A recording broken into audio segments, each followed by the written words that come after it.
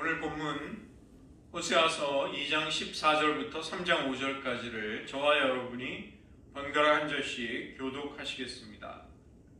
그러므로 보라, 내가 그를 타일러 거친 들로 데리고 가서 말로 위로하고 거기서 비로소 그의 포도원을 그에게 주고 아고 물자리로 소망의 문을 삼아주리니 그가 거기서 분개하기를 어렸을 때와 에덴 땅에서 올라오는 날과 같이 하리라. 여호와께서 이르시되 그날에 내가 나를 내 남편이라 일컫고 다시는 내 바알이라 일컫지 아니하리라. 내가 바알의 이름을 그에게서 제거하여 다시는 그의 이름을 기억하여 부르는 일이 없게 하리라. 그날에는 내가 그들을 위하여 들짐승과 공중의 새와 땅의 곤충과 더불어 언약을 맺으며 또 이 땅에서 활과 칼을 꺾어 전쟁을 없이 하고 그들로 평안히 눕게 하리라. 내가 네게 장가들어 영원히 살리되 공의와 정의와 은총과 긍휼이 여김으로 네게 장가들며 진실함으로 내게 장가들리니 내가 여호와를 알리라. 여호와께서 이르시되 그날에 내가 응답하리라. 나는 하늘에 응답하고 하늘은 땅에 응답하고 땅은 곡식과 포도주와 기름에 응답하고 또 이것들은 이스라엘에 응답하리라. 내가 나를 위하여 그를 이 땅에 심고 긍휼히 여김을 받지 못하였던 자를 긍휼히 여기며 내 백성이 아니었던 자에게 향하여 이르기를 너는 내 백성이라 하더니 그들은 이르기를 주는 내 하나님이시라 하리라. 여호와께서 내게 이르시되 이스라엘 자손이 다른 신을 섬기고 건포도 과자를 즐길지라도 여호와가 그들을 사랑하나니 너는 또 가서 타인의 사랑을 받아 음녀가 된 그 여자를 사랑하라 하시기로 내가 은 15개와 보리 한 옥매 반으로 나를 위하여 그를 사고 그에게 이르기를 너는 많은 날 동안 나와 함께 지내고 음행하지 말며 다른 남자를 따르지 말라. 나도 네게 그리하리라 하였노라. 이스라엘 자손이 많은 날 동안 왕도 없고 지도자도 없고 제사도 없고 주상도 없고 제도도 없고 드라빔도 없이 지내다가 함께 읽겠습니다. 그 후에 이스라엘 자손이 돌아와서 그들의 하나님 여호와와 그들의 왕 다윗을 찾고 마지막 날에는 여호와를 경외함으로 여호와와 그의 은총으로 나아가리라. 기도하시겠습니다.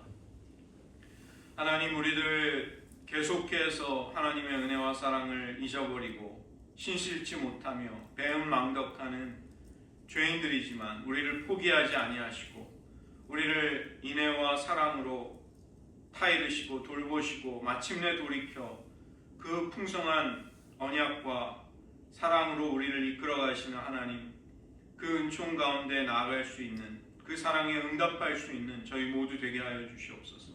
예수님의 이름으로 기도드립니다. 하나님과 이스라엘의 관계는 파국으로, 비극으로 끝나지 않게 됩니다. 이스라엘의 음란을 징계하신 후에 하나님은 새롭게 출발할 수 있는 기회를 주시겠다고 호세아 선지자를 통해 약속해 주시는 것이죠. 그날에 하나님이 역사에 개입하시고 이스라엘을 회복시켜 주시는 미래의 그날에 하나님의 주도로 언약은 회복이 된다는 것입니다. 우리가 그 앞에서 하나님이 이스라엘을 소송, 법정에 소환해서 그들의 죄를 고발하시는 장면을 보았죠. 오늘 14절과 15절에서 그 소송이 일단락이 되고 16절부터는 그날에 하나님이 미래에 이루실 구원의 새로운 시대가 선포가 되는 것입니다. 그래서 이 14절과 15절은 그 앞과 그 뒤를, 즉 심판과 심판 이후의 새로운 출발을 연결하는 그 구절이 되는 것입니다. 16절과 18절에 보시면 그날에, 이것은 먼 미래에 있게 될 하나님의 역사에 대한 개입, 자기 백성을 향한 이제 전격적인 하나님의 구원을 가리키는 것이고 또 민족들을 심판하는 날로 나오기도 하는 것이죠. 그 다음에 3장으로 가면 다시 한번 호세아의 결혼 생활이 하나님의 마음과 하나님의 메시지를 전하는데 다시 한번 사용이 되는 것입니다. 예언자의 개인적인 삶이라 할지라도 하나님은 이 선지자의 삶을 하나님의 메시지를 전하는데 들어서 사용하시는 것입니다. 하나님은 음란한 이스라엘을 징계하시지만 벌을 내리는 것이 최종적인 목표가 아니라는 것이죠. 이스라엘의 완악함과 배반이 심판을 피할 수는 없게 하지만 멸망으로 끝나지는 않을 것이다. 이것을 하나님은 말씀하십니다. 심판 이후에 새로운 출발, 새로운 구원의 시대가 열린다는 것입니다. 그것을 말씀하시면서 가장 먼저 광야에서의 출애굽 때의 첫사랑을 회복하겠다고 말씀하시는 것이죠. 징벌 대신에 놀랍게도 하나님은 회복을 말씀하십니다. 이 새로운 하나님의 기회와 구원이 어떻게 오는가? 출애굽이라는 이스라엘의 원역사, 이스라엘이 구원을 인식하고 체험했던 그 오리지널 경험, 그것을 기본 틀을 가지고 하나님은 다시 말씀하고 약속해 주시는 것이죠. 다만 출발지가 예전에는 애굽이었다면 이제는 가나안에서 그들이 실패한 가나안이 다시 출발하는 곳이 되고 고난의 심판의 광야를 거쳐 그들은 약속의 땅으로 다시 돌아오는 똑같은 여정을 거친다는 것입니다. 징계가 목적을 이루지 못하자 하나님은 이스라엘의 마음을 돌리기 위해서 적극적으로 개입하시는 것이죠. 어떻게든지 설득을 해서 하나님과 이스라엘 사이의 신혼, 그들의 사랑의 첫 추억이 담겨있는 광야로 그들을 데려가시겠다고 말씀하십니다. 그래서 여기 광야는 하나님의 심판이기도 하지만 하나님의 회복이 시작이 되는 곳이죠. 14절에 보시면 여호와는 이스라엘을 타이르십니다. 이 타이른다고 번역이 된 히브리어 파타는 달콤한 말로 부추긴다, 꿰어낸다 이런 뜻이 있습니다. 총각이 처녀를 가머니솔로 꼬드기듯이 여호와께서 이스라엘을 광야로 데려가기 위해서 모든 수단을 동원해서 그 범죄한 이스라엘을 설득하고 이끌어내신다는 것입니다. 나와 함께 가자, 광야로 가자. 그리고 새 출발에 두 가지 선물이 약속이 되는데 첫 번째는 포도원을 주시겠다는 것입니다. 남자가 약혼녀에게 결혼 선물을 주듯이 하나님은 이스라엘에게 선물로 포도원을, 즉 풍요와 기쁨이 넘치는 땅을 주시겠다. 그 다음에 두 번째 선물은 아골 골짜기조차 소망의 문으로 바꾸어 주시겠다. 여호수아 7장에 보면 이스라엘이 가나안 땅에서 하나님의 명령을 불순종하다가 진노를 경험한 곳이 아골 골짜기죠. 아간과 그 일족들을 불살라버린 그곳조차 소망의 문이 된다는 것입니다. 그 다음에 두 번째로 회복이 임할 때 이스라엘이 자꾸만 그 우상을 숭배하면서 부르던 바알이라는 이름을 그들의 입술에서 제해버리시겠다. 16절에 그날에, 즉 이스라엘의 배반으로 파괴됐던 결혼의 관계가 하나님에 의해서 회복이 되는 그날에 벌어질 일이다. 그 새로운 구원의 시대에 이스라엘은 여호와를 나의 바알리, 히브리어로 바알리라고 부르는 대신에 내 남편 이쉬이라고 부르게 될 것이다. 바알은 원래 주인을 의미하기 때문에 남편이 아내의 주인이 된다는 의미에서 바알이라는 말도, 이 단어도 남편을 의미할 수 있었습니다. 그러나 하나님은 그 말을 제거해버리고 히브리어로 이쉬는 남자라는 뜻도 있고 남편이라는 뜻도 있죠. 그래서 바알리, 내 바알이라는 말을 제해버리시고 이쉬이, 나의 남편, 나의 남자 이렇게 부르도록 만드시겠다는 것입니다. 여호와께서 이스라엘의 남편이 되시고 이스라엘은 여호와의 아내가 되어서 사랑 안에서 서로 연합하게 될 것이다. 하나님이 왜 이 바알리라는 말에 질색을 하실까요? 이스라엘이 심지어는 제사를 드리고 예배를 드리면서 하나님을 향해서도 바알리라는 이름을 썼다는 것입니다. 종교적인 혼합주의에 빠진 이스라엘은 여호와와 바알의 이름을 구별하지 못한 채 끔찍하게도 하나님께 제사를 드리면서도 바알의 이름을 심지어 부르기까지 했다는 것이죠. 그러나 새로운 구원의 시대, 그날이 오게 되면 이스라엘은 여호와를 하나님으로 바로 알게 되고 오직 그분만을 섬기게 될 것이다. 그들의 입술에서 우상숭배와 혼합주의에 빠져서 부르던 바알이라는 이름조차 깨끗이 제거가 될 것이다. 하나님은 그런 조치를 하겠다고 말씀하시는 것입니다. 모든 악은 그 모양이라도 버리라. 누추하고 더러운 말은 입술에라도 올리지 마라. 그렇게 하나님은 말씀하시는 것이죠. 그 다음에 세 번째로 안전과 평화를 보장해 주시겠다는 것입니다. 바알의 유혹만이 아니라 주변의 모든 적국의 다른 민족들의 위협으로부터 벗어나게 되는 것이죠. 사랑스러운 아내를 보호하는 것이 남편의 의무이자 책임이듯이 하나님께서는 모든 적대적인 세력으로부터 이스라엘을 보호해 주시겠다고 말씀해 주십니다. 먼저는 적대적인 동물, 피조세계와 언약을 맺어서 안전을 보장해 주겠다. 그 다음에 땅에서 활과 칼을 꺾어 다른 민족들이 이스라엘을 침략하지 못하게 만들 것이다. 우리나라 역사도 그렇듯이 이스라엘의 역사를 보면 그 고대 근동에 전략적으로 아주 중요한 요충지에 있기 때문에 수없이 많은 나라들이 북이스라엘과 남유다를 침략해 왔습니다. 그래서 그런 전쟁의 소용돌이에 말려들었던 이스라엘에게 마침내 평화로운 삶을 주시겠다고 약속해 주시는 것이죠. 네 번째로 이제 이스라엘과 여호와의 새로운 결합, 재결합을 통해서 큰 축복이 선포되는 것입니다. 이스라엘은 여호와 하나님의 영원한 아내가 된다는 것이죠. 그래서 이제 결혼이 갱신이 되고 새로워진다는 것은 그냥 용서해 주는 정도가 아니라는 것입니다.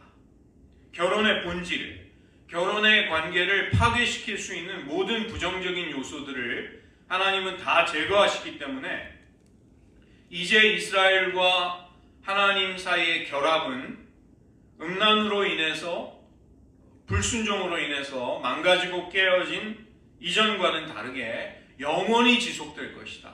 영원한 언약의 관계.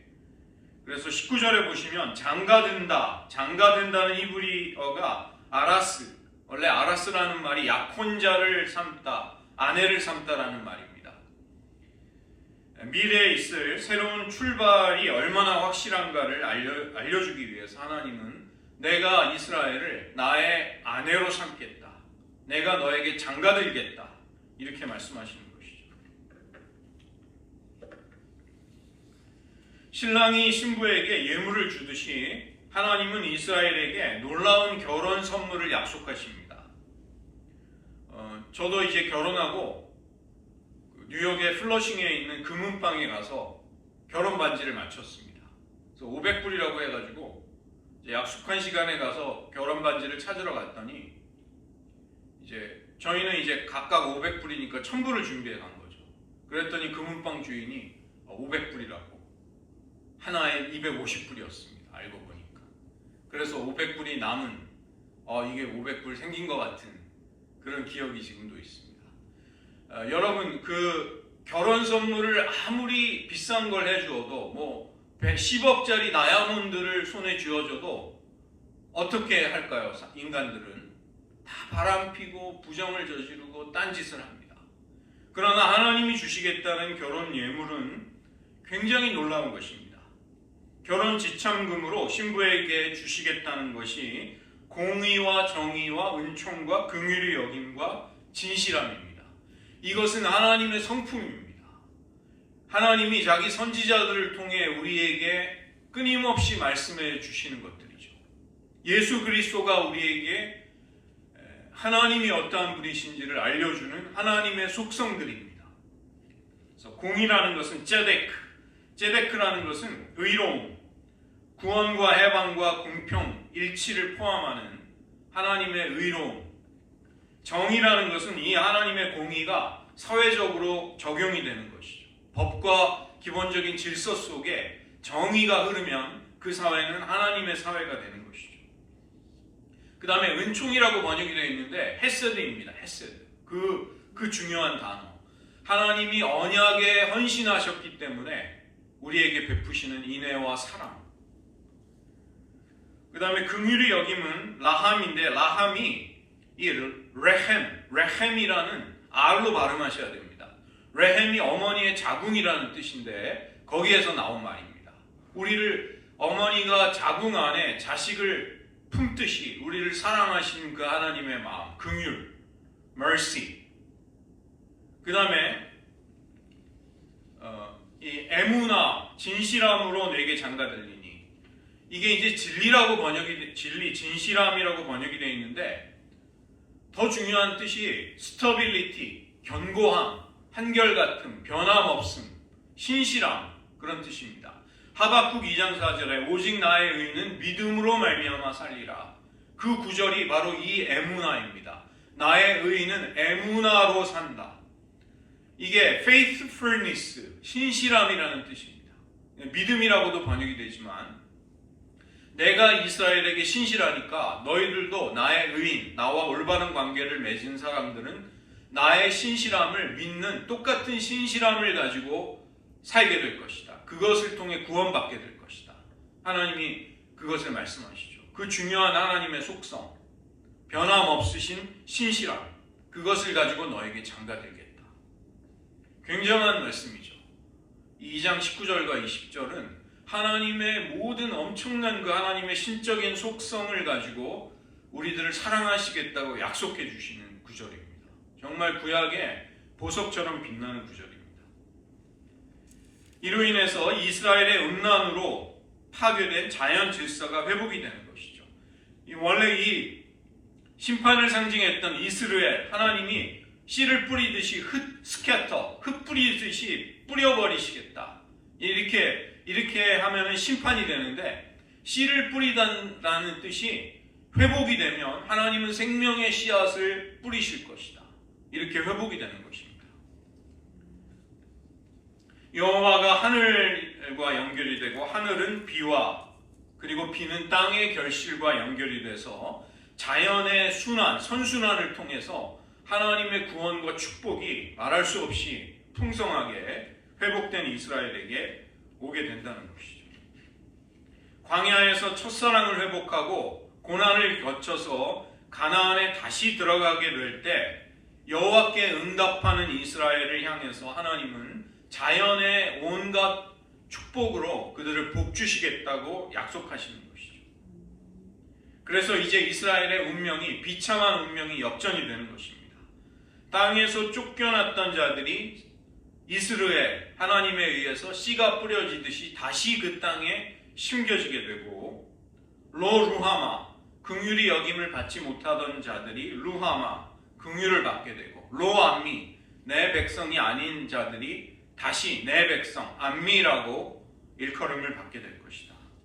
그 때문에 이스라엘은 하나님을 내 하나님이라고 부를 수 있게 되는 것이죠. 그들은 내 백성이 되고 나는 그들의 하나님이 되리라. 언약이 이제 다시 맺어지는 것입니다.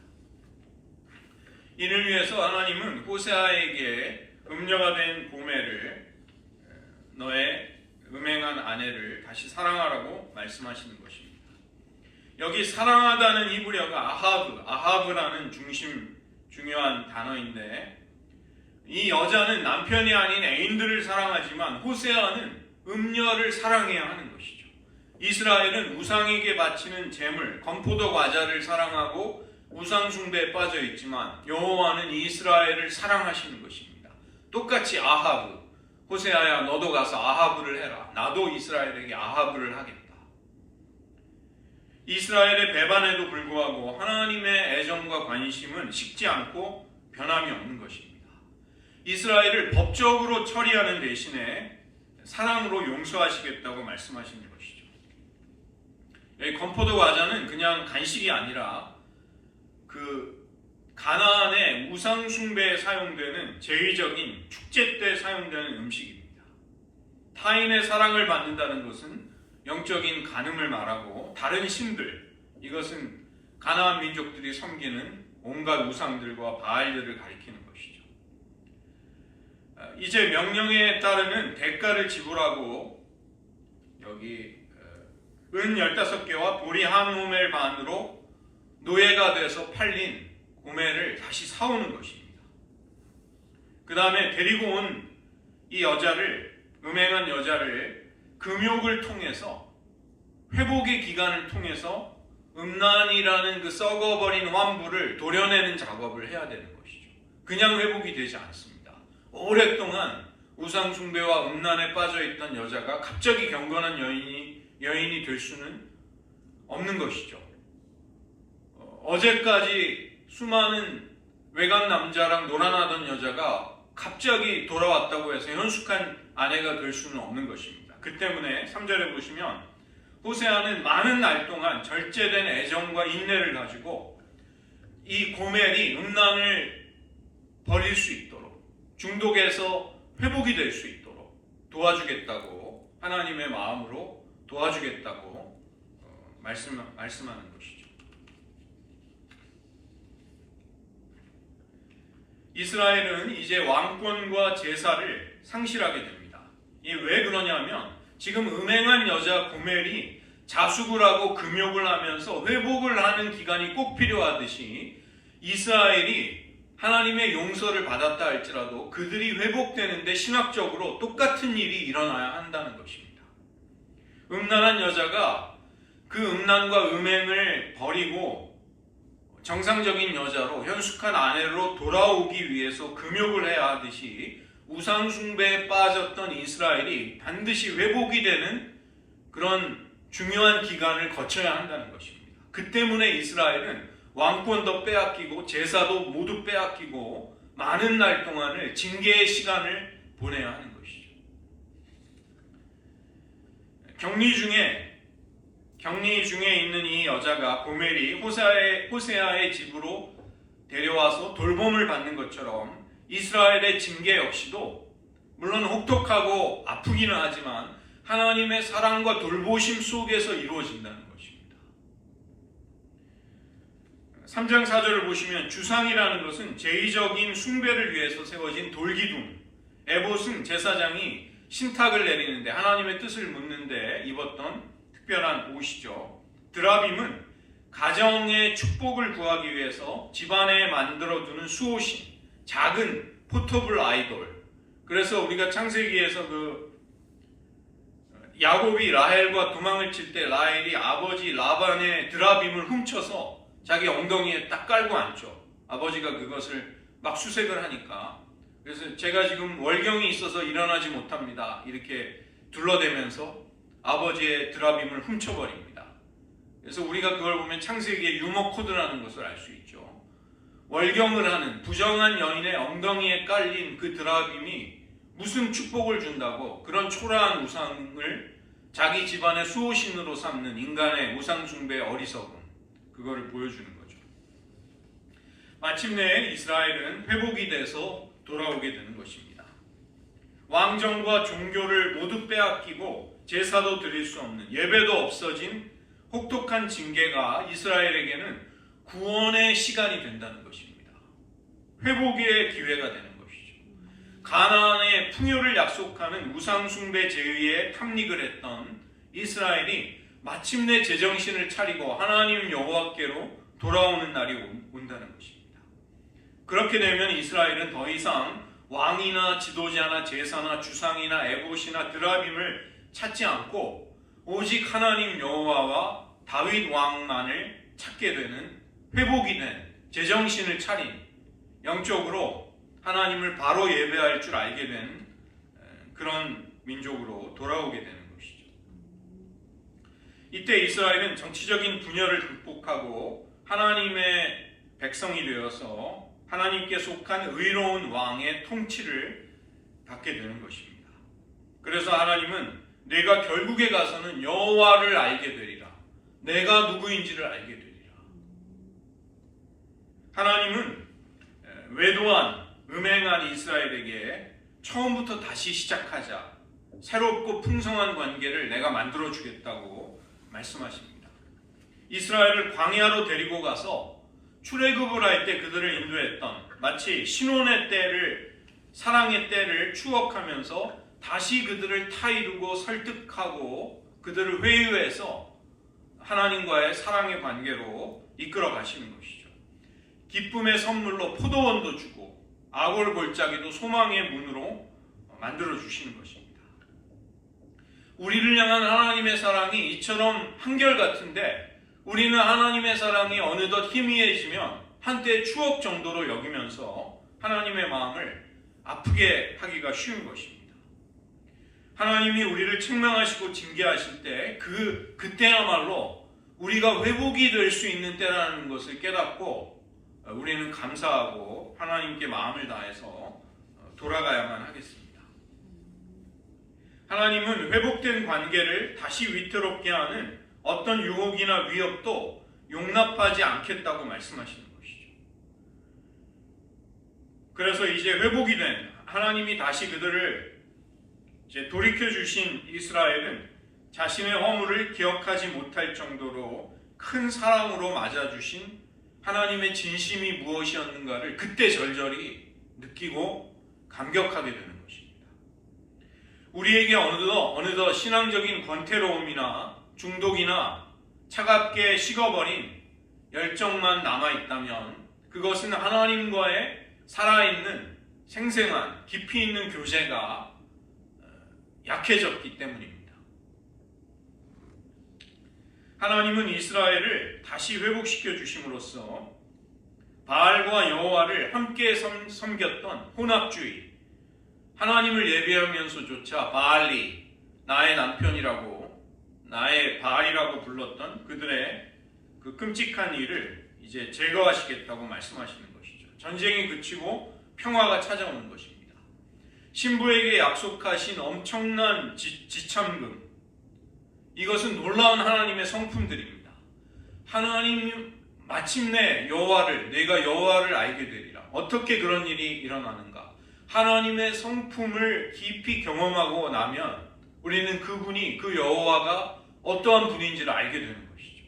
하나님의 공의와 정의와 은총과 긍휼의 여김과 진실하심, 이 모두가 다 하나님의 성품들입니다.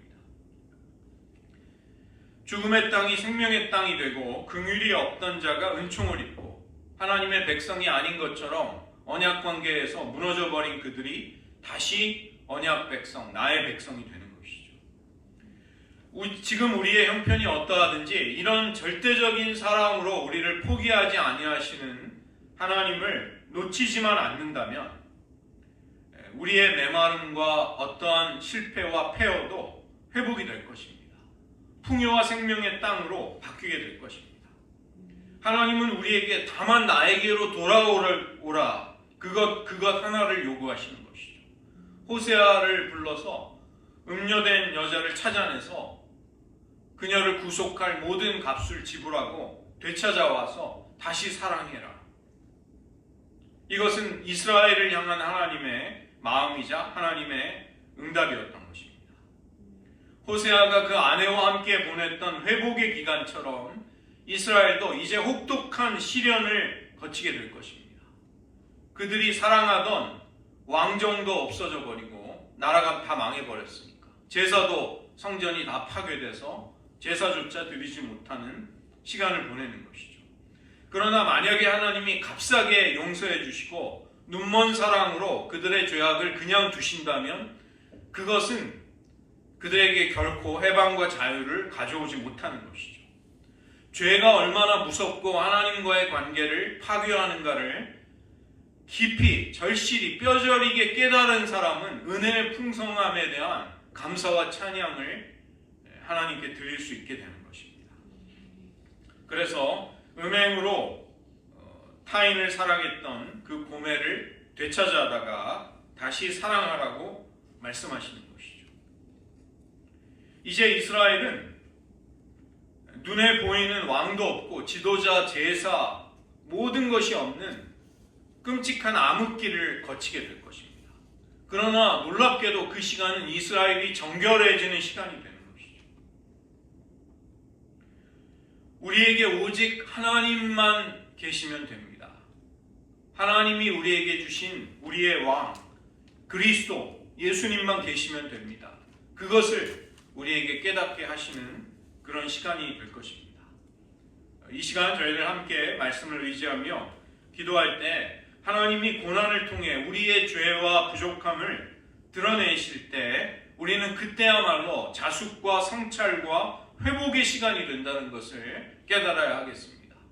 하나님은 고매를 호세아를 보내서 그렇게 회복시키신 것이죠. 많은 날 동안 너는 다른 남자들을 쫓지 말고 나와 함께 지내자. 그 시간을 통해 음행과 중독에 빠져있던 우상숭배에 깊이 들어갔던 고멜은 회복이 된다는 것이죠. 하나님은 똑같이 이스라엘을 그렇게 회복시키십니다. 너희가 왕도 없고 주상도 없고 예배도 없고 제사도 없고 에봇도 드라빔도 아무것도 없는 역사의 암흑기를 통과할 것이다. 그러나 그때는 너희들이 정결해지고 회복이 돼서 오직 여호와 하나님만을 바라고 하나님 한 분이면 우리에게 모든 것이 충분하다는 그 고백이 나올 수 있도록 너희들을 영적으로 만들어줄 것이다. 그것을 약속해주고 계십니다. 지금 저희들 개인, 가정, 교회가 나라와 민족이 어려운 때를 지나고 있습니다. 하나님 이때야말로 우리들이 정결해지는 때가 되게 해주시옵소서. 우리들의 마음속에 음행과 불순종과 영적인 무지를 깨우치고 떨쳐버리고 하나님만을 간절히 찾을 수 있는 진정한 하나님의 백성으로 새로워질 수 있는, 재탄생할 수 있는 기회가 되게 하여 주시옵소서. 이 시간 잠시 여러분의 신앙 고백으로 기도하시겠습니다.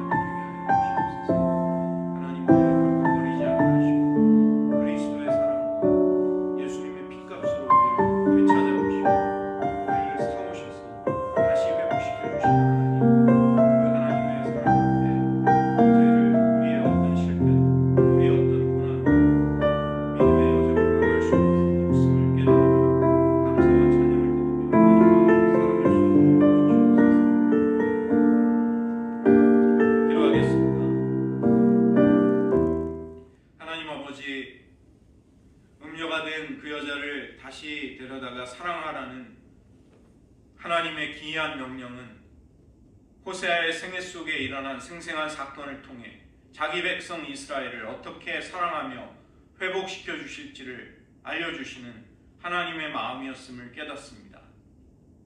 너는 많은 날 동안 다른 남자를 쫓지 말고 나와 함께 지내자고 호세아가 고멜을 회복시켰듯 하나님은 이스라엘을 광야로 데리고 가 출애굽의 첫사랑의 기억을 되살리며 그들을 혹독한 시련과 정결하게 하는 심판 속에서 담금질하고 또 심판의 풀무 속에 정결하게 함으로써 하나님의 언약 백성의 자격과 성품을, 정체성을 회복시켜 주시겠다고 말씀하고 계십니다. 하나님, 우리들의 삶 가운데도 고난과 어려움과 고통과 암흑이 찾아올 때 고통이 왔다고만 슬퍼하고 괴로워할 것이 아니라 그 혹독한 시련이 왜 왔는지를 깨닫게 하시고 그것을 통해 오직 여호와와 하나님의 의로운 왕 예수 그리스도만이 우리에게 필요하고 충분하다는 것을 고백하기까지 우리들이 진정한 하나님의 백성으로 변화받고 회복이 될 수 있는 그런 은혜를 허락하여 주시옵소서. 우리들의 죄와 실패와 연약함이 결코 우리들을 사랑하시는 하나님의 마음과 계획을 막을 수 없음을 깨달으며 그 하나님만을 신뢰하고 더욱 사랑할 수 있게 하여 주시옵소서. 모든 말씀 예수님의 이름으로 기도드립니다.